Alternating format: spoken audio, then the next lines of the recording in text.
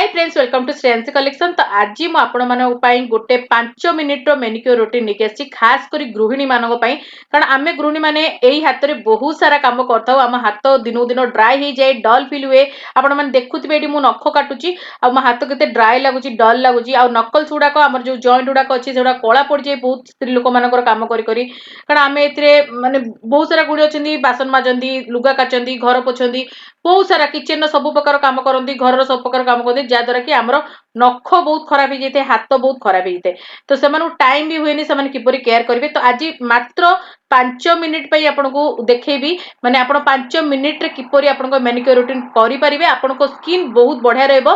देखो ये मुझे नख को काटी देती, जब आप बड़ नख रखुच्च आप फाइल करेंगे। मुझे तो नख रखुनी ए मुझे हल्का फाइल करदे। आपदी नख रखुच्च फाइल करने। तो प्रथम आप नख को भल भाव सफा कर दिंतु। नेल पॉलिश जदि लगे रिमूव कर दिंतु, जो आम नेल पॉलिश रिमूवर आछी। जेहेतु मुझे नेल पॉलिश जमा भी लगे रखिनी, तो मत से स्किप करदेली। बस नख को भल भाव काटिकी सफा कर देछि। आबे आमे बस गोटे पानी टिके गरम करके नहीं आसबा गोटे बोल रे।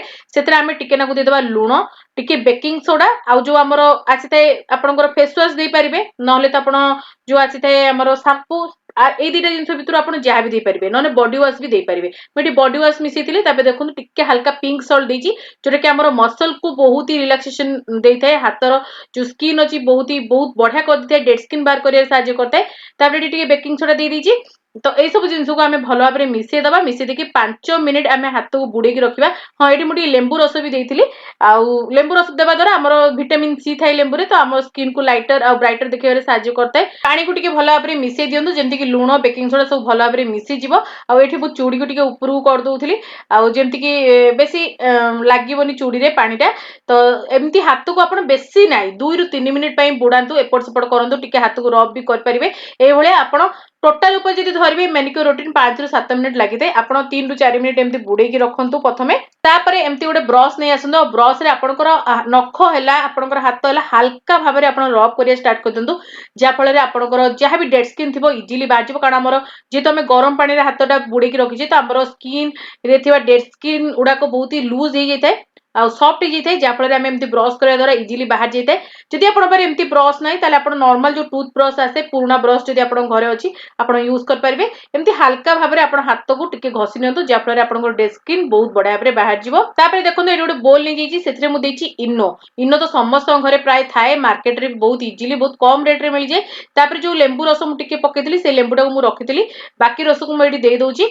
आपण जानी कि ना इनो रे एते बढ़िया आमर पावर थाए, जोटा कि डेड स्किन को बहुत बढ़िया भाव रिमूव करता है। आप सेम प्रोसीजर मध्य गोड़े भी करेंगे। गोड़ भी बहुत जन जनकर बहुत असना होता है, तो से भी यही इनो आउ लेंबूर रस को मालिश करके डेड स्किन को हटई पारे। देखो ये जो मिक्सचर मुझे बनैली आउ कि मिसेवा दरकार नहीं, बस यही जिनस को आप जो लेंबू अच्छी से नहीं जातु, आप हाथ में घसिया स्टार्ट कर दिंतु। जो नकल्स गुड़ाक थाए आमर माने जॉइंट गुड़ाक थाए, देखते बहुत कला पड़ जाए आमर काम करी पानी लगी लगी, तेणुक बहुत ही अबाया देखा जाए, हाथ जमा भी सुंदर लगी न थाए। आप एमती मिक्सचर को नहीं जातु, बोथ हाथ में एमती घसी घसी आप भल भाव में आपंकर हाथ को स्क्रब करूँ, जहाँफल आपंकर डेड स्किन बहुत बढ़िया भाव में बाहर जाव, आपंकर कलापण दूर हम। जदि आप स्किन टैनिंग भी होती देखिए, सेटा भी बहुत जल्दी पलैब। माने आप जदि एटा को सप्ताह गोटे थर भी कर दउछन, देखिए आपंकर टैनिंग जदि अच्छी हाथ में सेटा भी दूर होता है। तो एमती आप 1 ରୁ 2 मिनिट भल भाव में मसाज दिंतु, जहाँफल आपंकर डेड स्किन भल भाव में बाहर जाव। ये भल भाव में मसाज दी दीची। देखो ये धोईकी पलि आसी, सामने आपको देखा केते सुंदर लगुच। मो हाथ पूरा डेड स्किन सब बाहर जाइए, पूरा हल्का लगुच। माने हाथरा पूरा लगे पूरा सॉफ्ट लगुव, हल्का लगे आपको, पूरा जमी लगे कौन गोटे बाहर जाइए हाथ रू। डेड स्किन टोटाली सफा हो जाए एमती 2टी स्टेप द्वारा।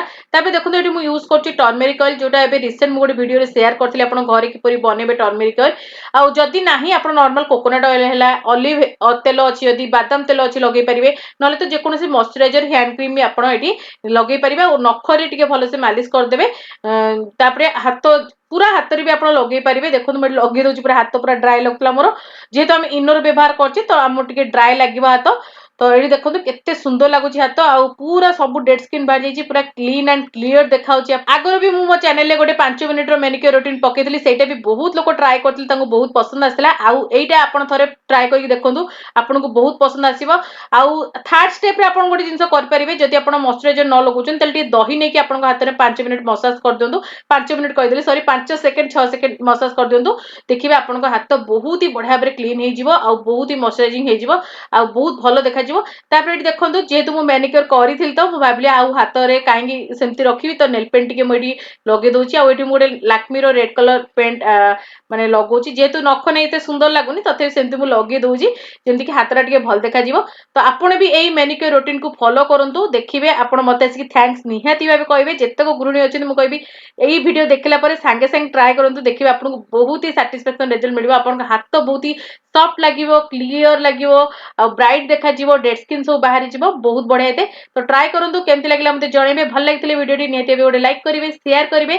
चैनल नुआ थे सब्सक्राइब करने को भूलें साइड बेल आइकन को प्रेस करेंगे ताद्वारा आपण मोर एमती भल भल वीडियो नोटिफिकेशन पाइपर आमर इंस्टाग्राम पेज फेसबुक पेज को निहाती फॉलो करनी सेठी बहुत ही बढ़िया बढ़िया पोस्ट करते तो आगू को मुझे बहुत ही बढ़िया बढ़िया वीडियोस नहीं आसवि तो आज बाय बाय।